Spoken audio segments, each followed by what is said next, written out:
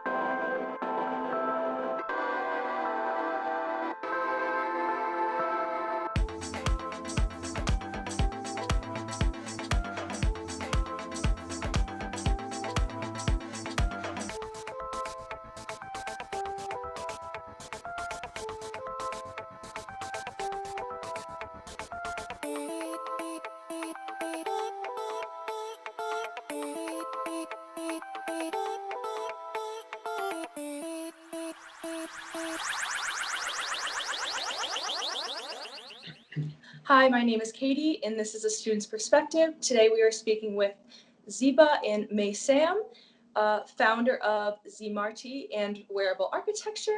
If you like our conversation today, like, share, and comment any questions you may have. Okay. Hi, thank you so much for meeting with me today and talking about your company. I'm so excited to learn more. So if you'd like to start out by introducing yourselves, maybe your some of your background and your education that you have. Hi, I'm Ziba Esmaeilian, designer and founder at Zimarty. I study interior architecture for my undergrad at Art Institute and a Master of Architecture from Art in Los Angeles. And I've been practicing architecture since 2013. Oh, very nice. Hello, my name is Maysam. Like Ziba, I have also studied architecture. I graduated from Columbia University in New York and practicing architecture since 2009. We started Zimarty as an experimental architectural studio, where we can do fault finding and come up with a new way of thinking about architecture. And because of the 3D printing, we would be able to print them in a smaller size, and that's what it becomes wearable. Oh, okay.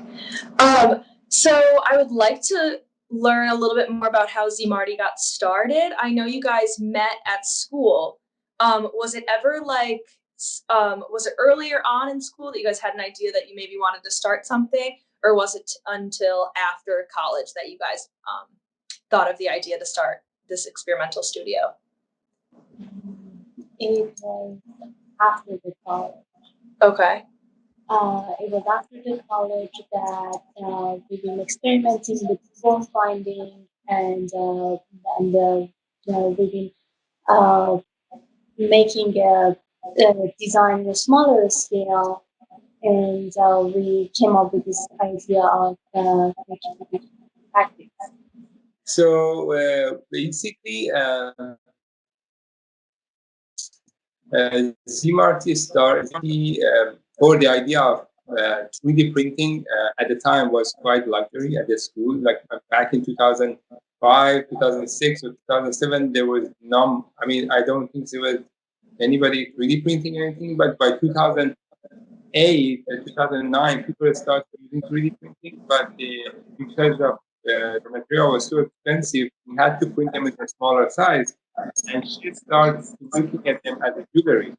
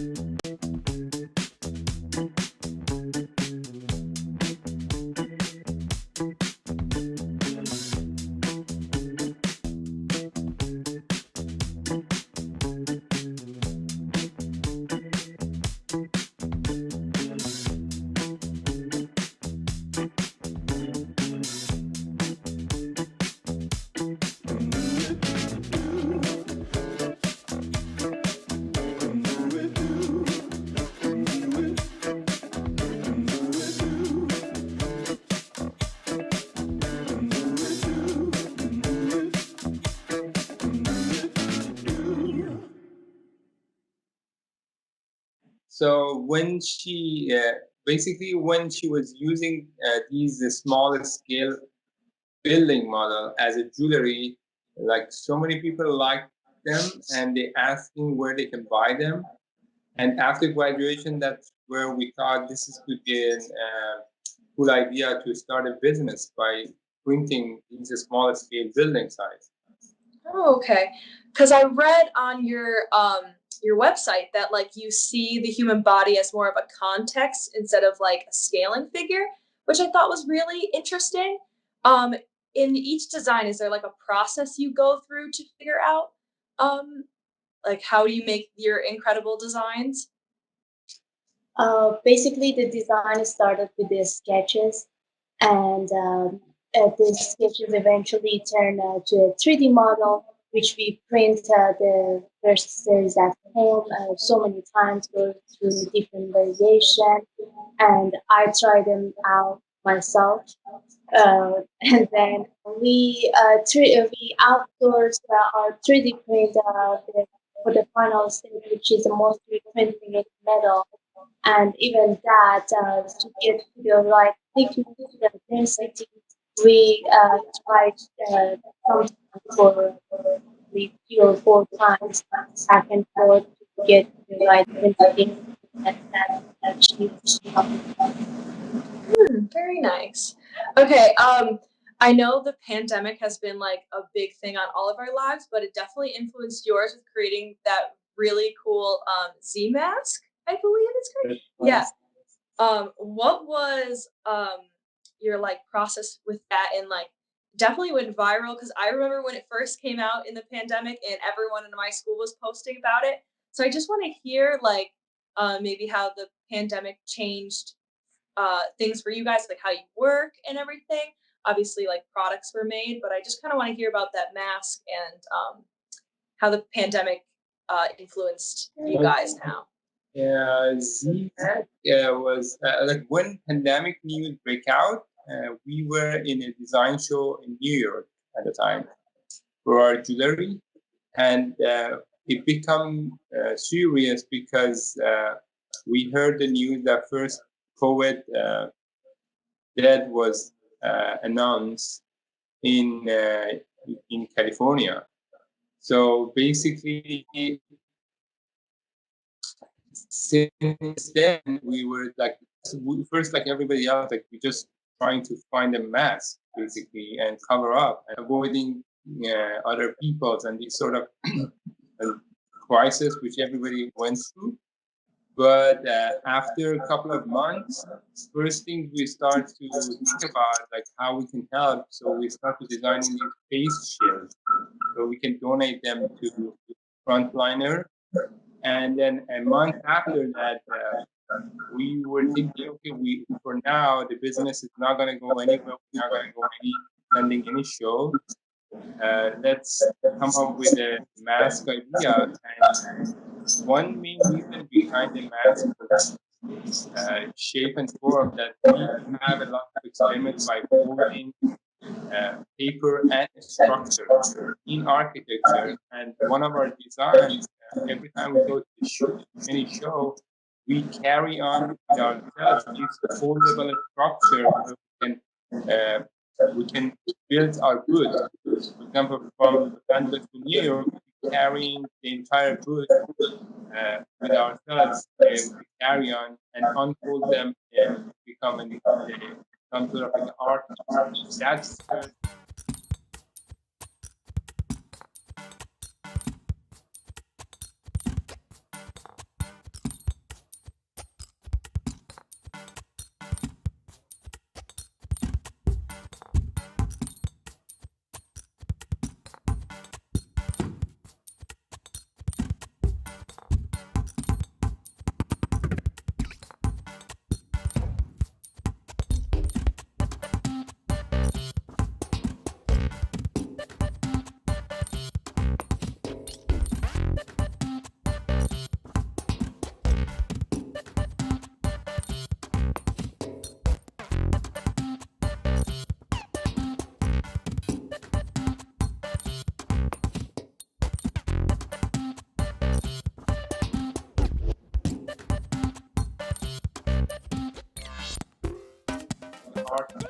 that's where the mask guys started, having some sort of paperboard structure. That's one thing. The other thing is that after like 4 months of using all the other masks, we find out like all the breathing, because you don't have enough space around your mouth, you can't talk and you can't breathe. Also, the masks are not adjustable, and smaller places, bigger places.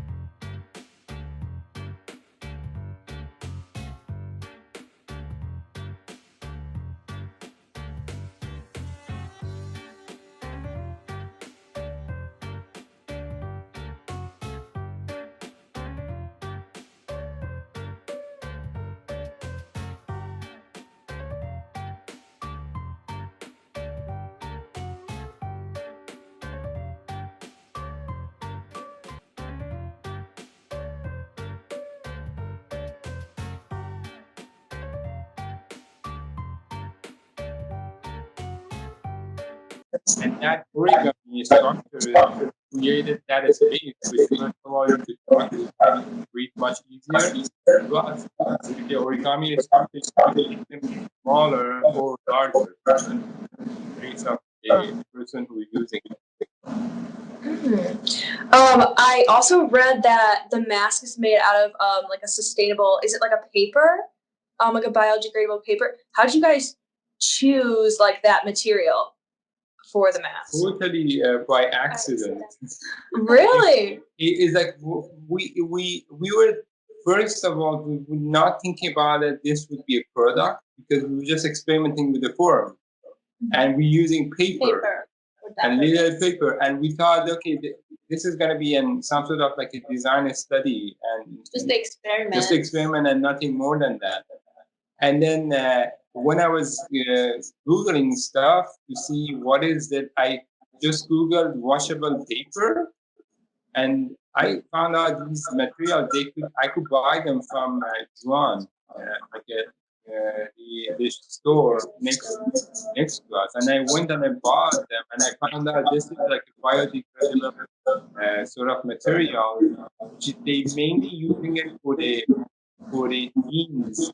Jeans company come up with it where they have a tag on their jeans. That was where they invented that sort of material. It's like a German engineered and American made sort of thing. It's out of wood, and it has the quality of the paper. And sometimes they also call it like vegan leather. That's very cool. I like was reading about it, and you also said that like some of the proceeds go to local food banks in your area. Did I read that correctly? I think that's really interesting. How'd you guys think to partner up with some LA food banks around you? I don't know if that's through the NPR. We learned that these guys are in need. So at the beginning, it was all about the commitment and how we can help each other.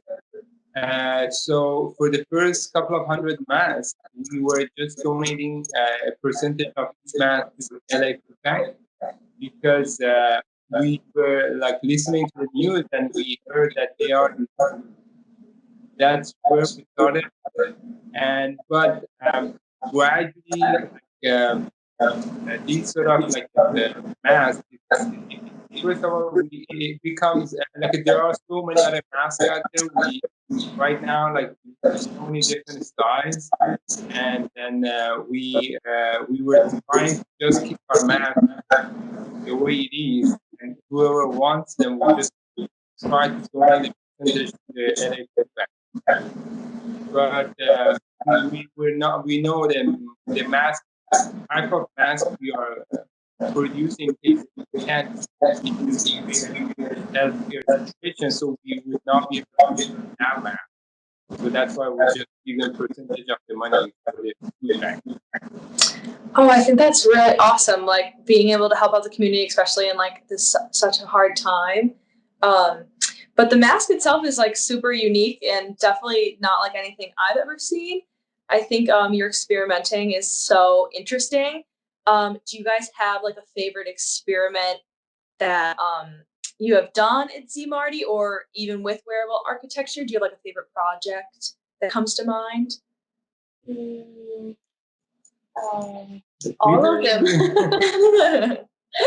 Because we are experimenting in a different scale. Either if you look at our design or the shows that we attend, you will see that we design the display that we are presenting our work. So you can see the different scale in our design, which is like the medium scale. We design the display or the furniture, the chair that we take to the show, the display or the package panel, and the miniature scale for jewelry and the mat. So this is very interesting for us to play with the scale and have that architectural study actually. Overall, for this sort of jewelry design, we never think about jewelry when design them. Like we know there are lots of really good jewelry designer out there, and we are not part of the jewelry designer. I mean, you have to know all these pieces. There's nothing to do with the jewelry, but one of the use is jewelry because people like them as a jewelry, but we never had any intention of designing any jewelry. It's never started as a jewelry and never gonna be because we know jewelry designers out there are taking way better than we do. So for us, like first of all, technology let us much faster and easier, and the other thing is like the challenge for us is like how we connecting two materials together when we scale up the challenges for us which makes it very unique, and most of the time we find it by accident that how I be able to connect a piece of good metal, make sure each core is seamless, or if I have intention to show the joints, how it look like. So it's like every core is behind it, nothing to do with it. That's how I like love how unique your designs come out, and it definitely makes sense that you don't start them out as jewelry, but I think to like create them into that process is very, very interesting. I guess so. What my next question would be if you could give advice to your student self, what would it be? Each one of us can go first, or I don't first. You go first. I could say it's all about the process.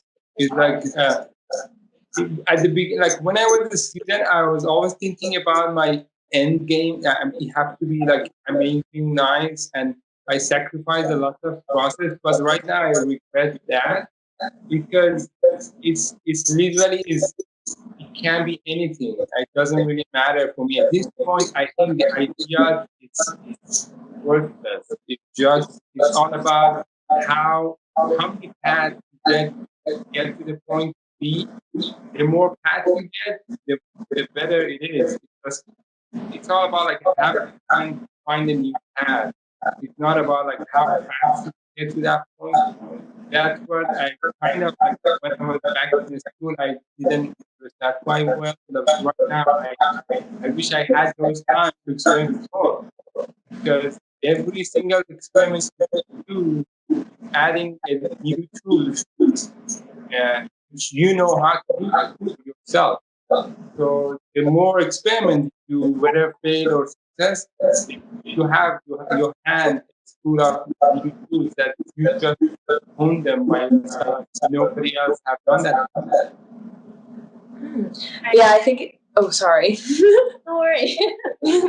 I agree. It's all about the process.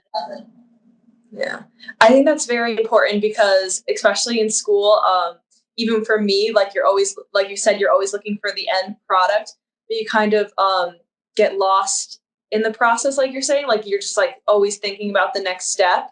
Um, a lot of our teachers try to avoid that by not telling us what we'll be doing next, so we could focus on what we're doing now, which I think is very interesting. So it's good to remember always to trust the process, like you said, and definitely taking away from this, I'm going to experiment a lot more. I think your designs are incredible. And I was like, right when I found out I would be interviewing you, I was like showing my friends your page and I was so excited to do it. But yeah, I think your designs are great. And I can't wait to see what else you guys come up with. We're just waiting for this sort of pandemic a little bit. I'm guessing we are within next 2 months, probably everything hopefully gonna get back to some sort of normal, which is never gonna be like before.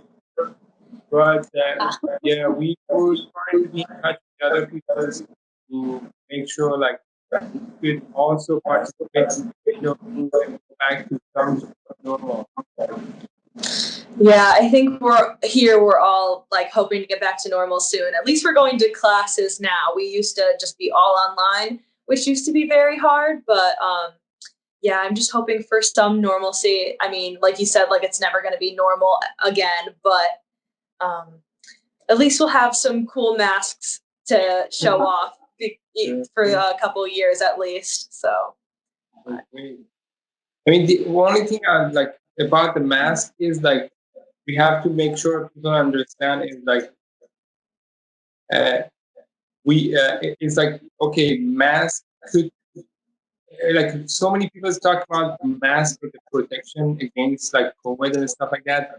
It, like people see things in terms of like either it is protect you or don't protect you. It's like a black and white or 0-1. I don't think it's our mask is reducing the chance.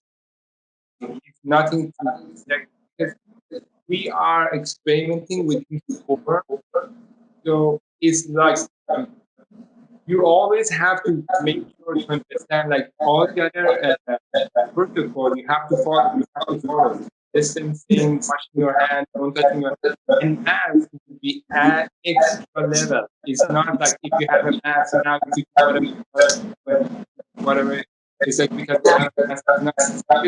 It's kind of a question to this mask doesn't protect or doesn't protect. It just reduces the chance of COVID. It's not gonna protect you if you don't follow the protocol. That's another thing I was trying to clarify about that. yeah, I agree. It's definitely a combination of all the things that we need. So, but I would just like to say thank you so much for talking with me today. I had so much fun. I'm glad I got to speak with you both. If you liked our conversation, like, share, and comment any questions you may have. Tune in for next week's episode. And thank you again. And this is a student's perspective.